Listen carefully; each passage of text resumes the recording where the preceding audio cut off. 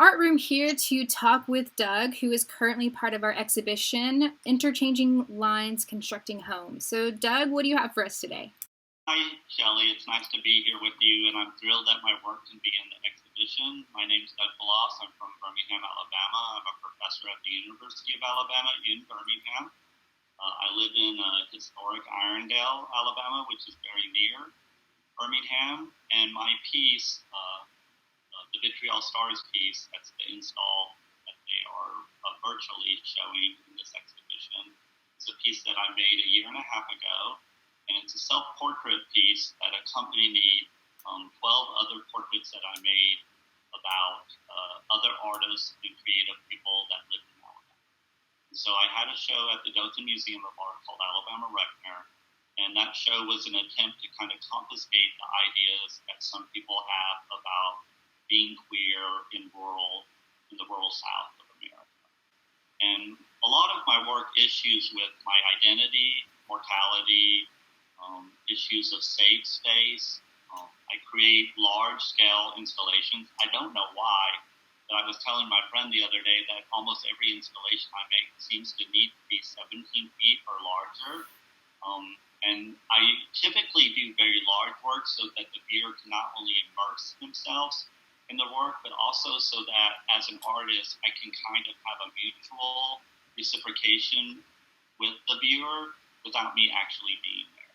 So what happens is that when the viewer enters the spaces, they are literally surrounded by the work that is constructed specifically to ask difficult questions, but to be a totally safe space that will hopefully visually and conceptually interest the viewer.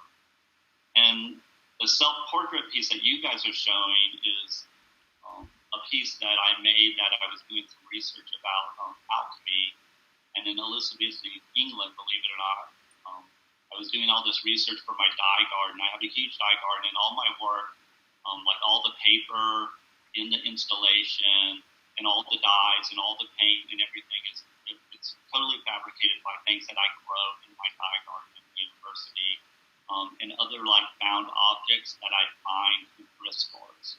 So like I basically treat thrift stores like I'm anthropologically looking for myself in thrift stores, and I just pick anything up that I think will reference my identity or my history or my struggle of being a queer person.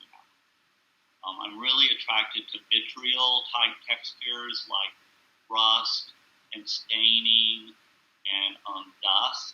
I know everybody gets freaked out about that, but I've actually been experimenting a lot with printing dust. And so I use those things as a very alchemical kind of transmogrifying idea so that I can take things that I think of as challenges and make them into safe, almost meditation, kind of very specifically positive-oriented experiences for the viewer. And it's like my sincere hope that especially queer people have a unique reaction to my work, and also cisgendered and other people are able to come into my work and maybe have an alternative perspective after the work. So in my studio practice, I ask very complicated questions about gender and about sexuality, but I also ask questions about like what forms accompany the body, like what forms are important to me as far as like being physically safe in the world. So I think about a lot of things like fire escapes. Like I've always been fascinated by fire escapes and any type of ladder of any type. I live near the largest tract of municipally owned land in America is this huge park that lives between Irondale and Birmingham, and it's actually in Birmingham, but it's the largest tract of forest inside a city in America. It's called Ruckner. I live within walking distance, so a lot of times, like a lot of my things are sketched or ideas are generated while I'm on walks. There are two there, and I have to walk down this really rural railroad track on the way there. So I always find things and pick them up. The Vitriol Stars piece, the installation that you guys are showing, was a really kind of important piece because it has so many pieces in it, and those fragments come together to hopefully form like a cohesive experience.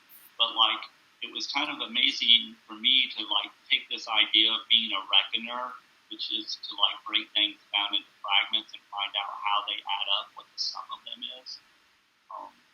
And I was really investigating the idea of like how did I get to be a 60-year-old queer artist in Alabama? Because a lot of times, like I'm really lucky because I get to show all over the world, and a lot of times I'll be showing at some place like Oregon or New York City or Boston, and people will literally say like, "Oh, you're in Alabama because that's where your tenure track job is," blah blah blah, and stuff like that. And I was like, I actually chose to be in Alabama. I love Alabama. It's amazingly biodiverse and beautiful. It has the best thrift stores that I've ever found, and I've lived other places. But it's a very complicated place. But I think one of the main complications we have is the struggle that a lot of people that don't live in the South have very strong stereotypes about what they think the South is. And it's an interesting thing to think about as a queer person because obviously all queer people are very unique unto themselves. And I hope this self-portrait kind of validates, my complicated questions being asked. Thank you so much, Doug. It's really been a pleasure and a joy having you as part of this exhibition. And it's super important, the work that you do and adding that voice to the arts community that is really needed. We have Doug's work up at artroomfw.org if you want to check out more of his stuff. Thank you so much, Shellye. And my website is www.dougbaulos.com, and I'm just Doug Baulos on Instagram. So I'm pretty easy to find. If you have questions about my work or my guide, practice, or anything, feel free to reach out to me. And have a great day. Thank you for all you do for the arts community. Thank you so much.